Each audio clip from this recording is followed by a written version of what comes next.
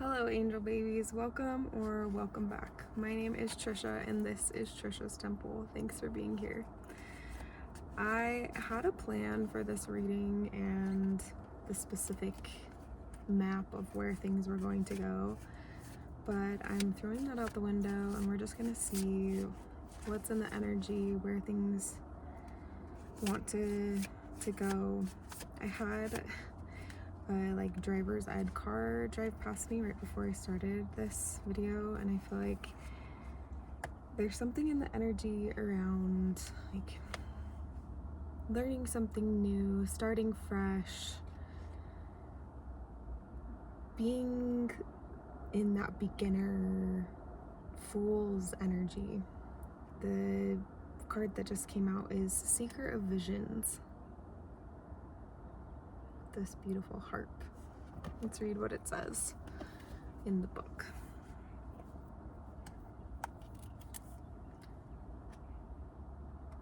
Seeker of Visions.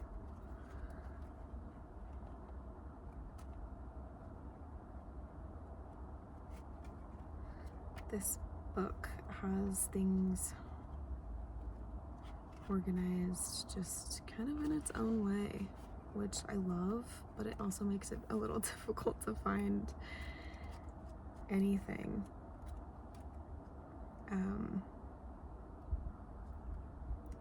Maybe you feel a little bit like you want to get started with something new, or like you're ready to start a new project, begin on your new journey, but you're feeling still a little bit like disoriented, or like you don't know what the first step is. Maybe it feels a little bit daunting. And so you're flipping through your ideas, your book, trying to find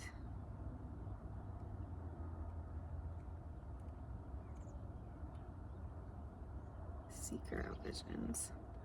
Okay, so generally in tarot, things are organized by the different, like the major arcana, and then we have the minor arcana. And the minor arcana have the different, they're kind of like in like regular playing cards, the different suits. And this one has its own version of that. So instead of wands and pentacles, this one has challenges, boons, visions, and something. Okay, here we go.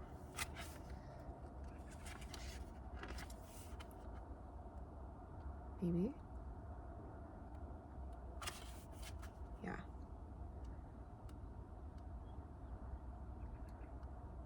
Seeker of Visions.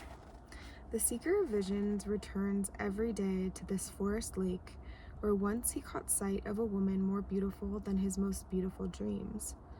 From that moment on, his heart was in thrall, dazzled by sunlight on the water and confused by mist that rose as if by magic.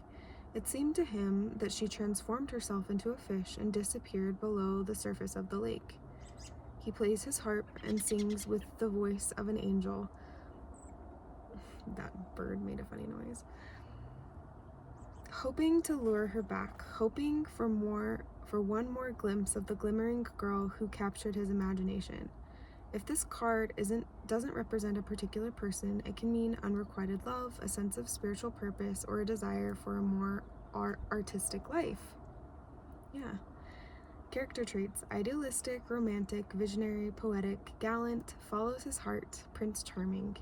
Shadow traits: a seducer, doesn't commit to relationships, unrealistic understanding of love, prone to flights of quixotic fancy, I don't know that word, not grounded in reality. So perhaps there is a bit of like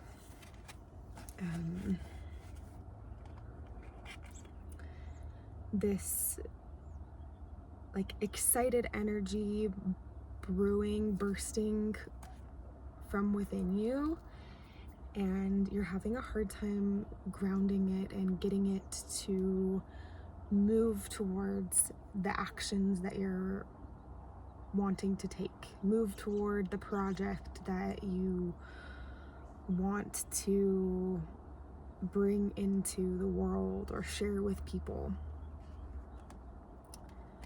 So let's look at first, like a way that you could honor and nurture this excitement, this part of you that is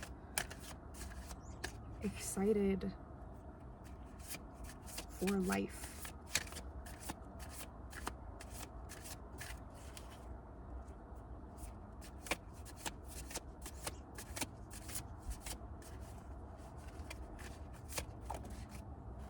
Okay.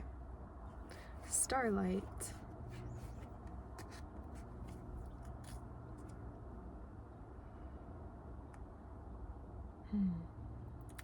It's making me think that,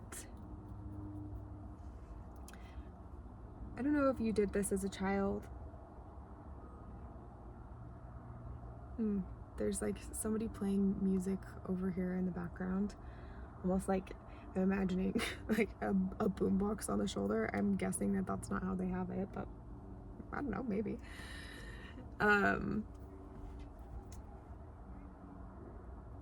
Like if you were ever a kid and you would like go out and lay underneath the stars. I used to do it on my trampoline. I would lay on my tramp and look up at the stars. Although there weren't a ton in the area that I lived in, or if you would ever go up into the mountains or camping or somewhere where there was less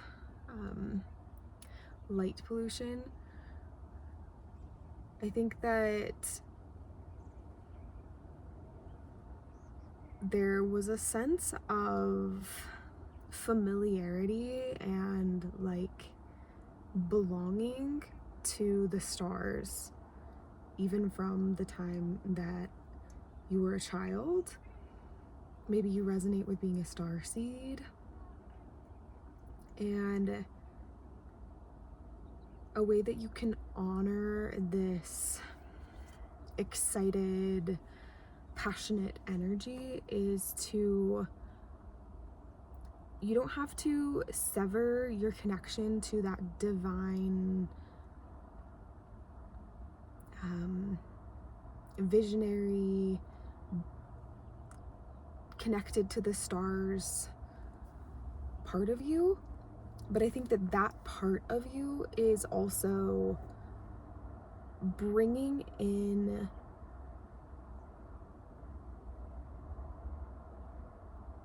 or what is nourishing.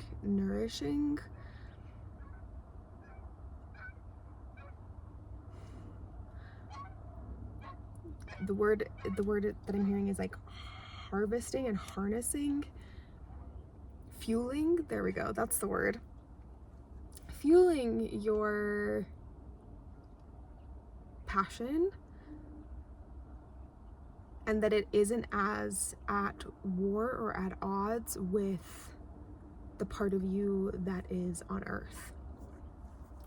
I think that maybe there was a time in your life where you felt like you didn't belong. Maybe you felt like an outsider. Maybe you felt like disconnected from even being an earthling. And I think that you're finding ways, or you can find ways to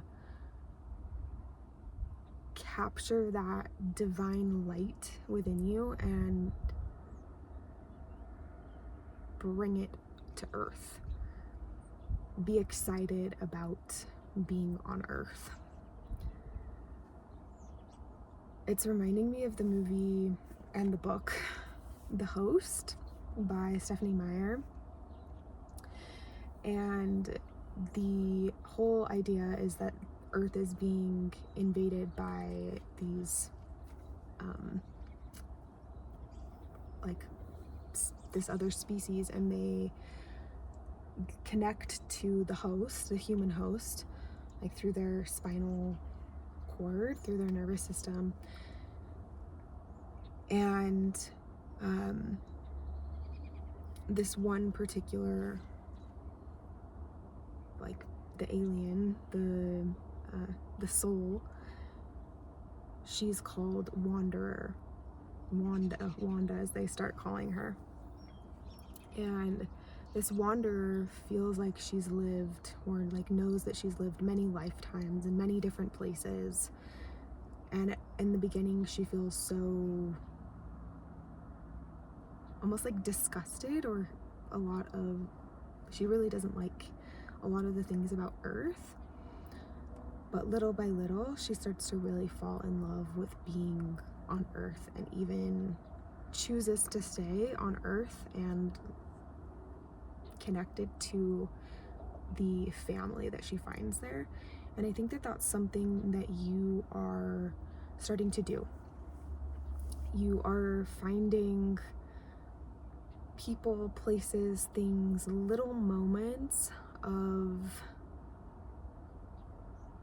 reasons why it's worth being here on Earth. Even if there isn't some grand plan for the universe, even if this is all just some cosmic joke or some sort of experiment. I think that you're finding ways to ground reason and meaning, infuse it into your day-to-day existence.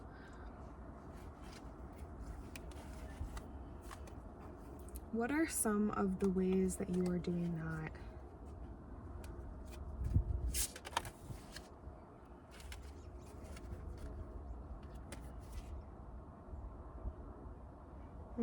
Okay, we got the Seeker of Spells, which is another seeker. What of that? Like, I think the seekers are the knights. Their parallel cards would be the knights. And then we have the Eight of Spells, which would be the Eight of Wands. A lot of that, like, forward momentum, it's giving very, like, horse of the fire horse, which is this year, is the, I'm speaking, like, kind of, like, backwards and all over. The year of the fire horse.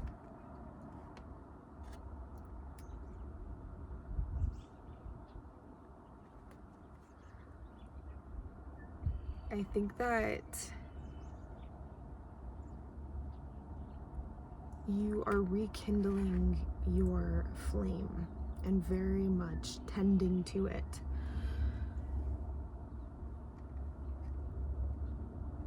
This makes me think of this flower reminds me of the flower from Tangled,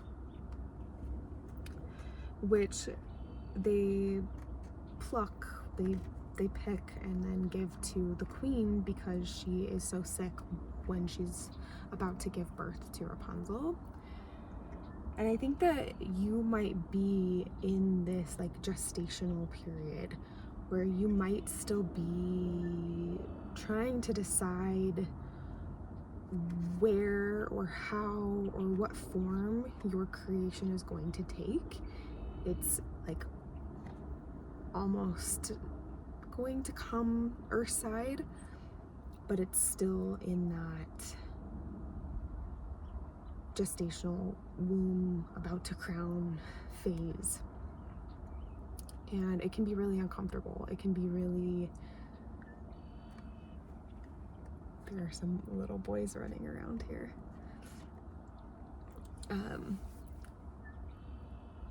Really just like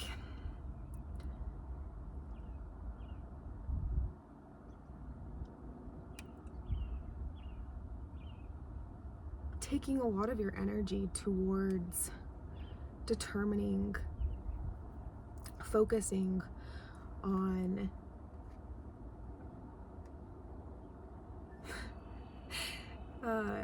now it's making me think of in Harry Potter when they are all learning how to apparate, and they stand at one side of the Great Hall, and then they're trying to get from one point into another hula hoop. And there are like the three D's. It's like determination, dedication, and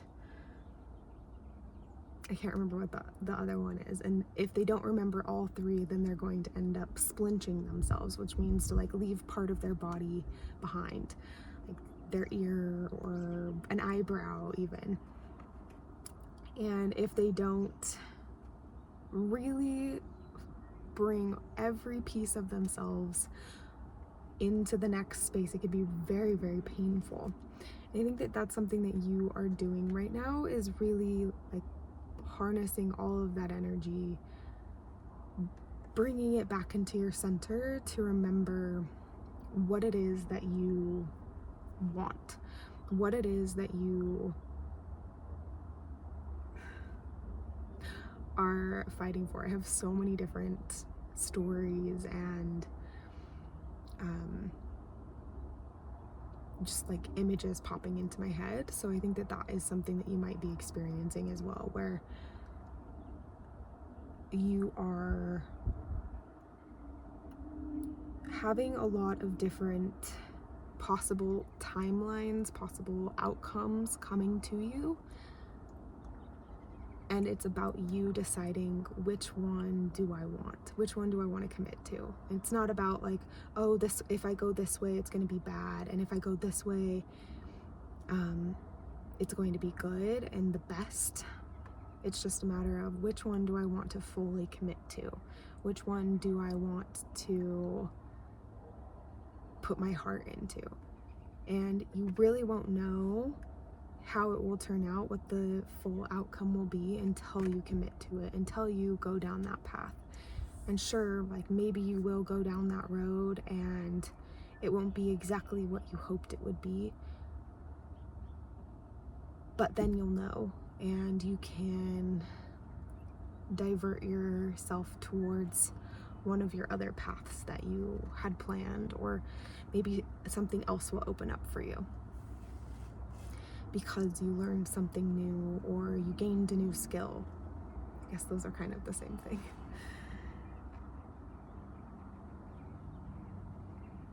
You came in contact with somebody new. Yeah, it's really about all of the birds in the flock flying in the same direction, instead of some of them going off in different ways and creating this feeling of confusion and really exhaustion.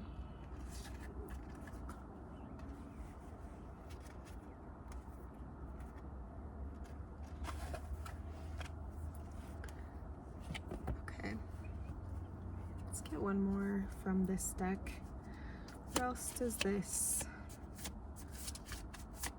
collective, whoever's watching, need to know about? Goodness. We have another knight, or the visions, 2 of visions, and keeper of spells.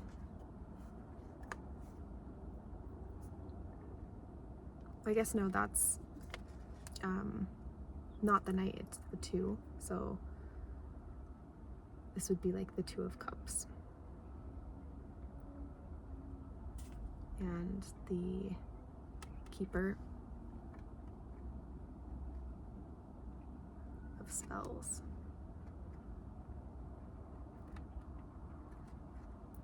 But I think that we've only had spells and visions and starlight.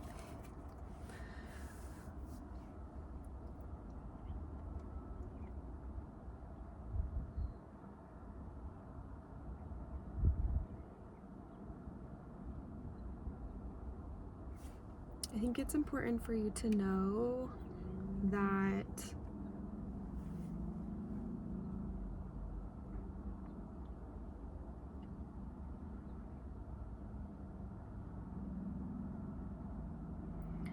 you can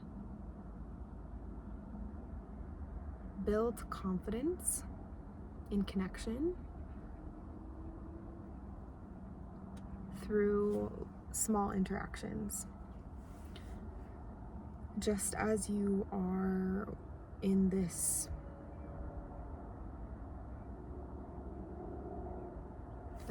as your passion is beginning to grow and to flourish, and you're deciding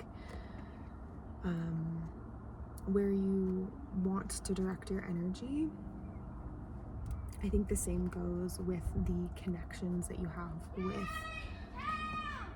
with other people. That perhaps you have friendships that are beginning to form, connections that you're building within a community, or even like a business partnership or a new relationship. And I think that those are going to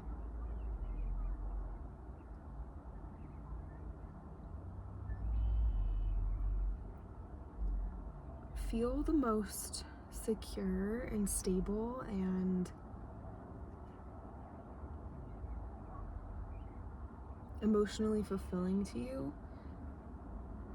as you... It's making me think of this game that I played as a child, which is like you hold up your hand and then that person kind of mimics you. It was called the mirror game. Like they're pretending to be your mirror.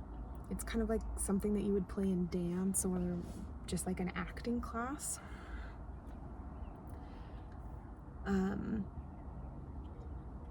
That you are being very attuned to each other, very in tune with the other person's emotional world, and they are being very in tune with yours. If you need to slow down, they're willing to slow down. If they are ready to dive a little deeper, you are likely willing to take a little more risk to have more connection in the relationship. Well, that is an interesting little bug that just flew in here.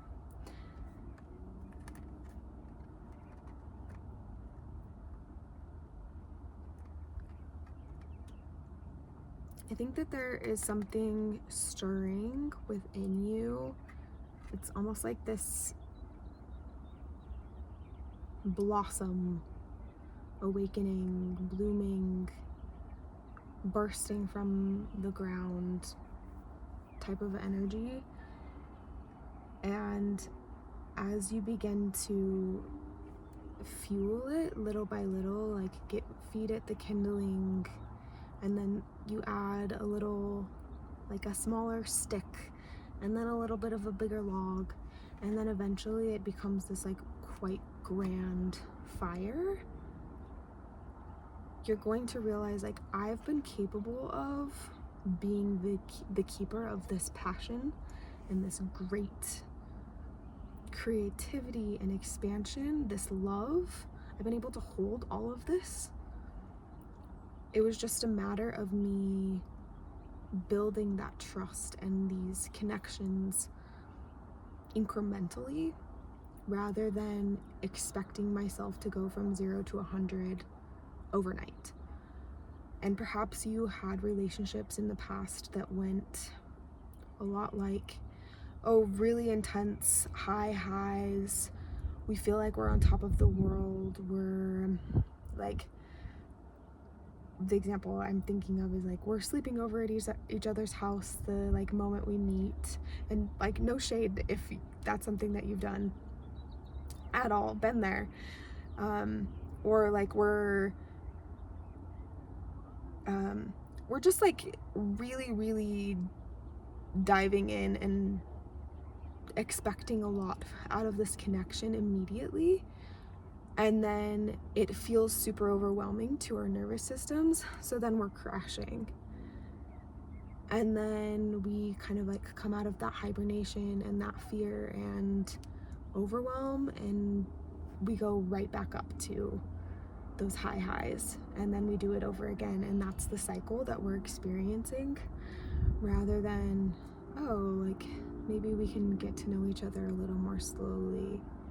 And I think that you're doing the same thing with yourself. The trust that you're building with yourself as you are moving towards and allowing this chapter of whatever it is that's been gestating to come out into the world. You're not demanding that it be here right now, or expecting it to be like the final product overnight. Like, let's say that you are writing a book, or you are trying to build a business, or you're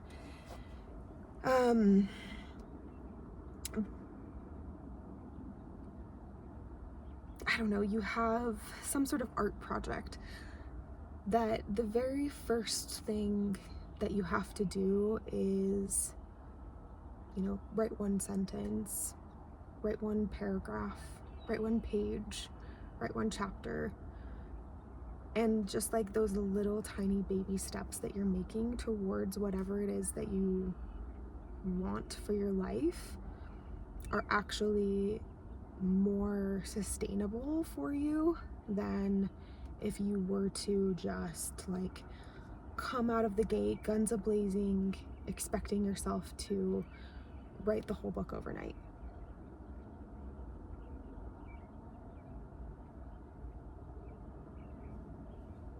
Yeah. Okay. Now I want to get some of these Alchemy of the Spirit cards and see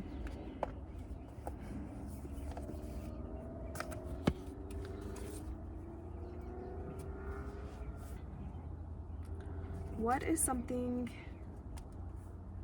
that you can do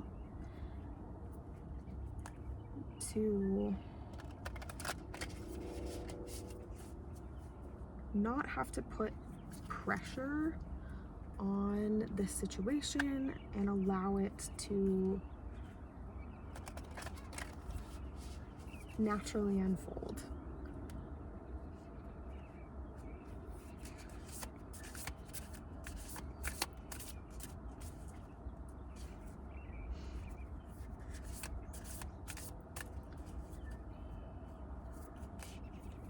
Also, to honor the moments when you feel a bit more disconnected from the fire, from the excitement, because I think that that's natural as well.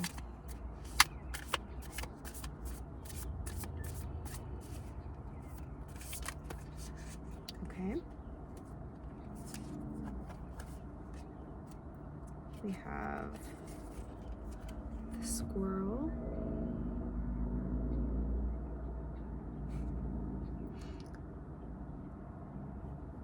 This squirrel, it kind of looks like this moon is a hammock.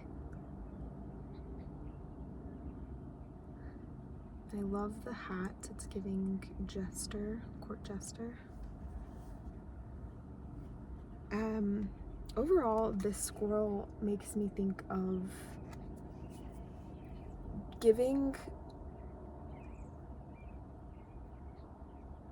names to the little things in your life. I used to have, well, actually have like 4 squirrels that live in my backyard right now. And I really love to name things. Even if it's like my hairbrush or my bed, my stuffed animals. the animals living in my backyard, to bring little bits of whimsy and magic into the day-to-day, even when heaviness, doom, gloom, when you have the storm cloud hanging over your head. And I also think that you're allowing more and more for all of your emotional weather to kind of just ebb and flow, exist simultaneously, or whenever it happens to show up. Like, maybe you woke up and you were feeling light and bright and excited for the day, and then out of nowhere, seemingly, something in you dipped, and instead of needing to make that just immediately go away, you just kind of let it be a part of the emotional climate of your life.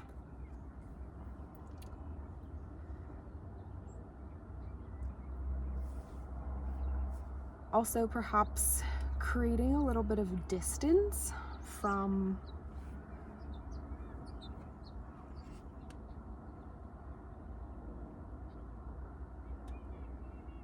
your thoughts and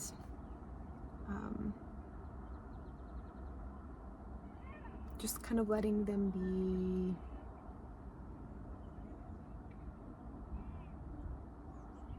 be there to come and to go, and not needing to like attach yourself too intensely to them. The house.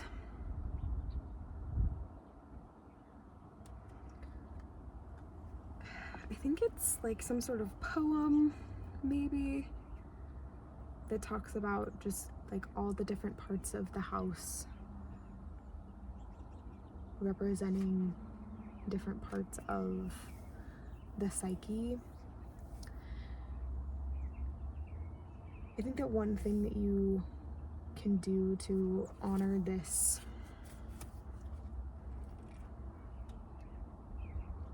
new season that's unfolding for you, to nurture it without putting too much pressure on it to be a certain way, to go in a certain direction, even if you are saying like, okay, like I am committing to this particular plan. Even if you do, it's like that quote that says, life is what happens while you are busy making plans. That a home is not the same as a museum. A home is not the same as like an office building or hospital. It can kind of be all of those things, but a home is a place where you feel safe, where you feel like you can soften and connect to all of the parts of you. That sometimes we have closet space or attic space where our subconscious experiences live and peek out every once in a while, or we have to go there intentionally to find something.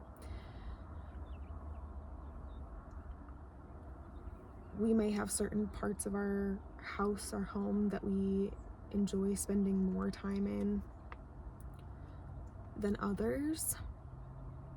We may have certain expectations for our home that leave us feeling a bit more anxiety, especially if we know somebody's gonna come over or see like, oh, this is a habit that I have that I wish that I didn't. It's like this very physical representation of our inner world. And I think that one thing that you are doing is getting more curious and finding more opportunities to give yourself grace, not needing it to be such a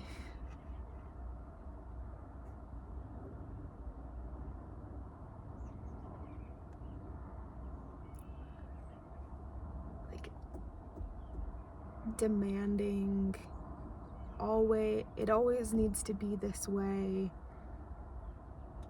it always needs to go this way, but allowing things to be cyclical in nature and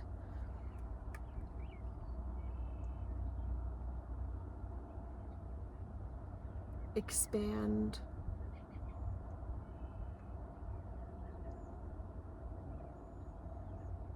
and retract, kind of like as your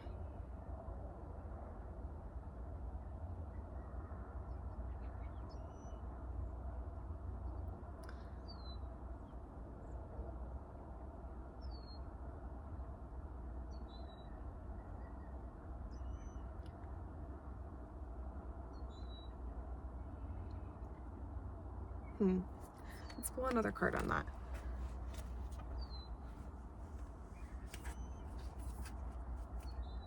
So when are you allowing things to be expansive, and when are you allowing things to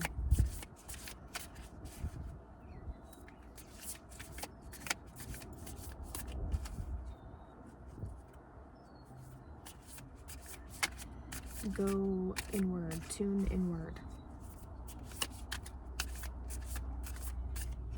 So I think that there is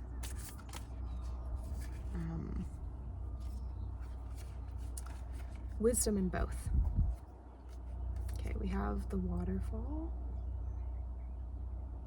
and we have the wolf. Okay, the waterfall, like having this hand in the waterfall really makes me think that you are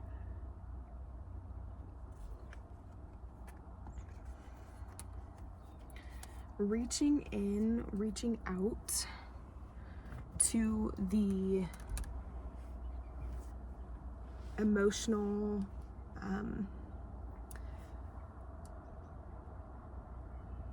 abundance that is naturally flowing from you.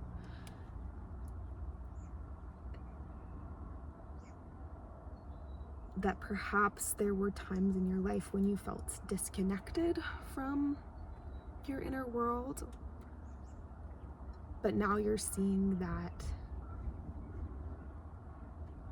when you cry, when you laugh, when you get angry, when you feel more just even keel, all of those are signs to you of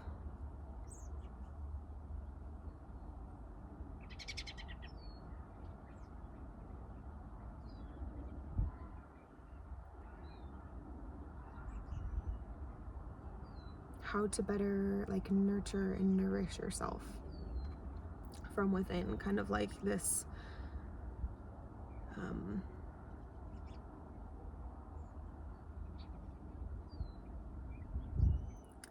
I mean, the word that I'm thinking of is cycle, but I don't think that that's quite the right word. It's more like a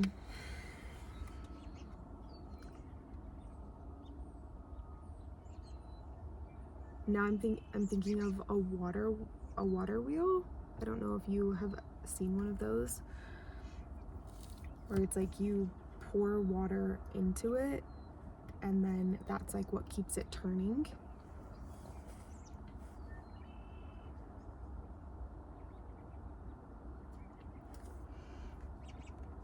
Let's read about this wolf.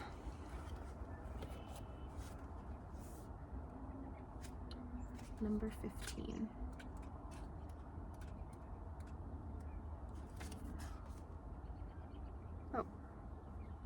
Nope, that's actually the waterfall, but let's read about that too. The waterfall.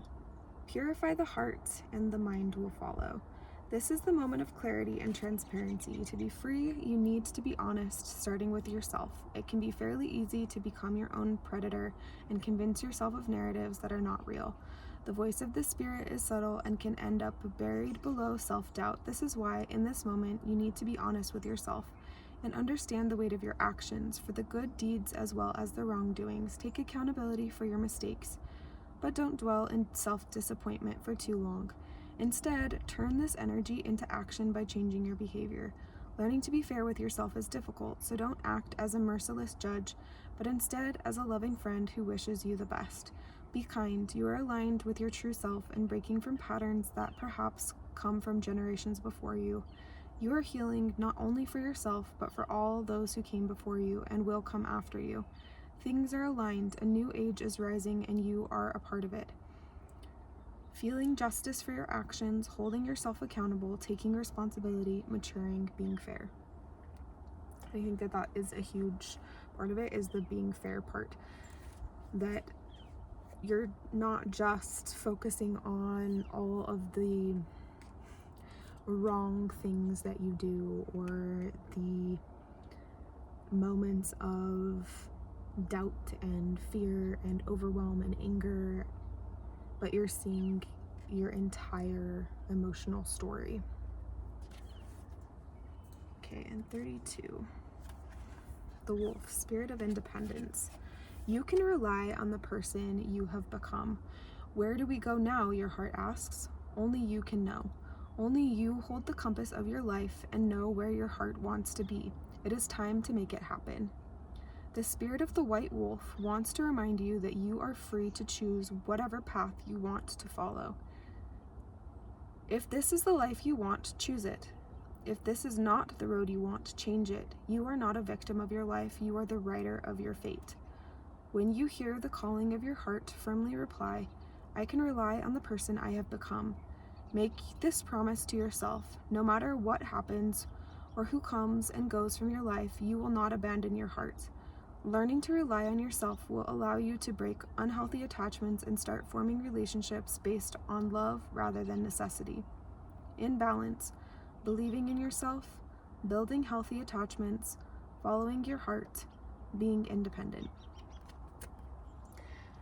I think that is really like the summary of this reading, is that you are really building that trust and self-assurance that you can rely on yourself, that you have been relying on yourself throughout your life, that every step that you've taken, you've been there. You have been able to show up for yourself, and even if something went wrong or didn't go the way that you were expecting it to, that you figured it out. It might have been hard, it might not have been comfortable, but you did it. And you will continue to do so because you're badass. And that's what I have for you today. Thank you for being here. If you have resonated with this reading, if it has felt aligned with the path that you are on, I would love to give you a personal reading and dive deeper into whatever it is that's coming up for you in your life, whether that is a question about love or your creative passion. Check out the links below, and I'll see you in the next one. Love you. Bye.